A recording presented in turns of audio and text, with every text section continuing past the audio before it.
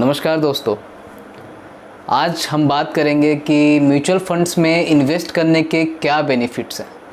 Benefits मतलब आप अगर अपने पैसे को इन्वेस्ट करते हैं किसी भी म्यूचुअल फंड में या फिर किसी भी स्टॉक में, तो म्यूचुअल फंड में स्पेशली आपके पास क्या बेनिफिट है कि आप इसमें इन्वेस्ट तो कर लिए, लेकिन अगर आपको अभी निकालना हो उसको, आपको कोई इमरजेंसी आ गई हो, भगवान ना करे कोई इमरजेंसी आए, लेकिन मान लीजिए कोई इमरजेंसी आ गई हो, आपको पैसे की बहुत नीड हो, तो आप क्या करेंगे? सबसे पहले तो उसमें सबसे पहले काम आती है हमारी लिक्विडिटी। तो लिक्विडिटी क्या होती है? जैसे कि अगर आपको आज 2 लाख रुपए की ज़रूरत है, आपने इन्वेस्टमेंट करके रखा है पहले से और आपको वो पैसे निकालने हो, तो लिक्विडिटी इसमें बहुत हेल्प करती है। और म्यूचुअल फंड में लिक्विडिटी जो होती है बहुत ही अच्छी होती है, मतलब आप कभी भी एनी टाइम पैसे निकाल सकते हैं, एनी टाइम। ठीक है, इसमें कोई भी बाउंड्री नहीं है, कोई भी बैरियर नहीं है कि आप अभी मत निकालिए या फिर कुछ ऐसा, आप कभी भी पैसे निकाल सकते हैं। ठीक है, दूसरा जो इसमें होता है डाइवर्सिफिकेशन होता है। डाइवर्सिफिकेशन एक बहुत ही अच्छा बेनिफिशियल चीज़ है म्यूचुअल फंड के लिए। फंड मैनेजर जो होते हैं उनको पता रहता है कौन से स्टॉक्स चलने वाले, कौन से स्टॉक्स नहीं चलने वाले।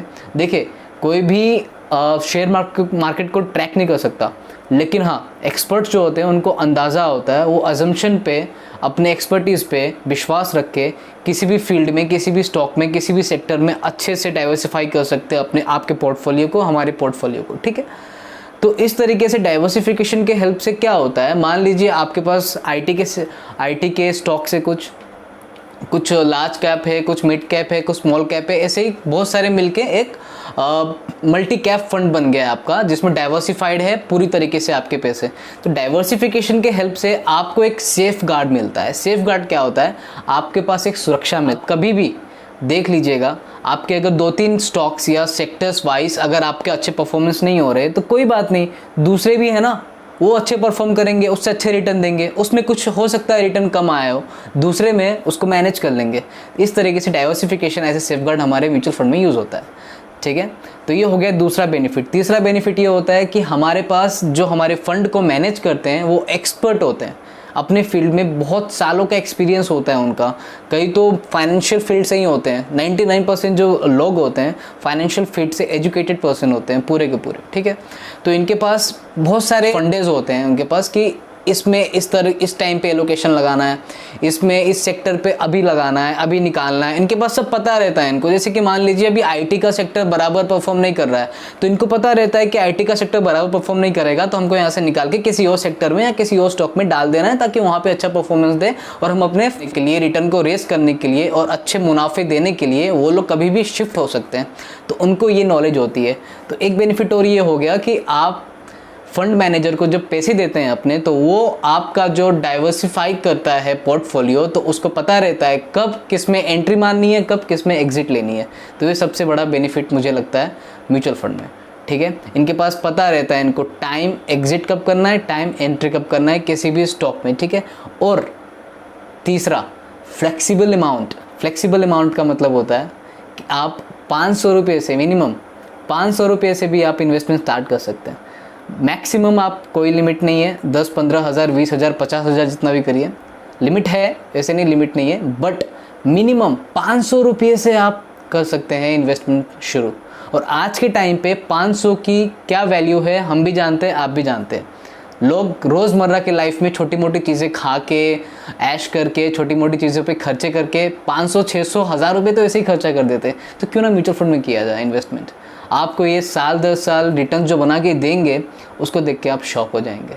तो ये फ्लेक्सिबल अमाउंट ऑफ इन्वेस्टमेंट जो हमारी स्ट्रैटेजी होती है म्यूचुअल फंड के थ्रू, बहुत ही कारगर साबित होती है कभी भी, एनी टाइम। ओके, और हमको कोई भी फाइनेंशियल गोल्स को अचीव करना है, मान लीजिए आपको 4 साल बाद आपके बच्चे के लिए हायर एजुकेशन के लिए आपको पैसे चाहिए, 10 साल बाद आपकी बेटी की शादी के लिए पैसे चाहिए, आपको किसी ना किसी ओकेजन पे, किसी ना किसी इमरजेंसी में आपको जब पैसे निकालने होते हैं, उसके लिए अगर आप प्लानिंग बना के रखते हैं, इमरजेंसी के लिए तो खैर कोई प्लानिंग नहीं बना के रखता, लेकिन जिस ओकेजन्स के लिए, जिस इवेंट के लिए हमारे पास प्लानिंग होते हैं, उसके लिए कुछ फाइनेंस तो चाहिए।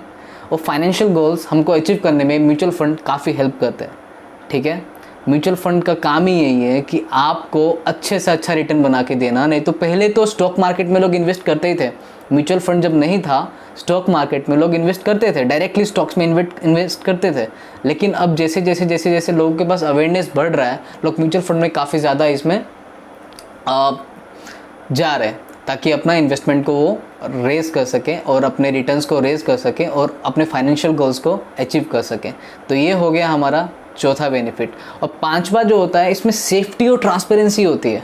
सेफ्टी और ट्रांसपेरेंसी का मतलब होता है कि सेबी जो रेगुलेट करता है सारे के सारे स्टॉक मार्केट को, जो रेगुलेट करता है, ठीक है, वो सेबी जो होता है उसके गाइडलाइन के अंदर, उसके रूल्स और रेगुलेशंस के अंदर सारे के सारे सेफ्टी मेजर्स के अंदर चीज़ें अंडर कंट्रोल हो के ही काम होती है। कोई भी म्यूचुअल फंड अगर कोई भी चीज़ तरीके से नहीं कर रहा है या फिर अपने ट्रैक से भटक रहा है, जो वादे किए हैं वो नहीं कर पा रहा है, या फिर जो उसका गोल था, टारगेट था, वो अचीव नहीं कर पा रहा है और कहीं ना कहीं उनको डिस्प्यूट दिखता है, कुछ गलत दिखता है, तो सेबी उसके खिलाफ एक्शन लेता है। तो सेबी एज अ सेफगार्ड भी काम करता है हमारा। तो सेबी जो है सबसे इम्पोर्टेंट चीज़ है। हमारे और आपके पैसे जो हार्ड अर्न मनी होता है उसको सेफ रखने में सेबी का बहुत बड़ा योगदान होता है, ठीक है। तो ये सेबी द्वारा हमारे पास एक बहुत बड़ा बेनिफिट है। और दूसरा होता है कि हमारे पास एक रिस्क फैक्टर होता है। रिस्क फैक्टर का मतलब होता है कि मान लीजिए आपको कोई स्टॉक में पैसे लगाने हैं, कोई फंड में पैसे लगाने हैं, खास करना पे फंड की बात हो रही है, तो फंड में पैसे लगाने के लिए आपको रिस्क फैक्टर देखना पड़ेगा। आपको देखना पड़ेगा कि कौन सा लो रिस्क है, हाई रिस्क है, मीडियम रिस्क है, वो सब देख के ही काम करना होता है। म्यूचुअल फंड में इन्वेस्ट करना होता है। सबके अपने फाइनेंशियल गोल्स होते हैं, अपनी सिचुएशन होती है, अपने सर्कमस्टेंसेस होते हैं, उसको देख के ही हमें अपने डिसीजंस लेने चाहिए इन्वेस्टमेंट के, ठीक है। ऐसा नहीं है कि आप उधार ले लिए, आपने लोन ले लिया, आपने कहीं से कुछ कर लिया, पैसे का इंतज़ाम और लगा दिया मार्केट में, और फिर इंतज़ार कर रहे हैं बढ़ने का, और बढ़ने की जगह वो गिर रहा है, तो उससे होगा ये कि आने वाले टाइम में आप पछताएंगे, आप पैनिक होकर बेच देंगे, फिर आप उसको ज़िंदगी भर लोन भरते रह जाएंगे। ये सबसे बड़ी मिस्टेक हो जाएगी आपकी, ठीक है। तो आपको अपने रिस्क फैक्टर को देख के इन्वेस्टमेंट करना चाहिए। आपको ये वीडियो कैसा लगा मुझे कमेंट करके बताइए। इस वीडियो को लाइक, शेयर, सब्सक्राइब कीजिए। एज ए अवेयरनेस इस वीडियो को जितना हो सके अपने फैमिली के साथ, अपने फ्रेंड्स के साथ शेयर कीजिए और हमको मोटिवेट कीजिए, ठीक है। Thank you.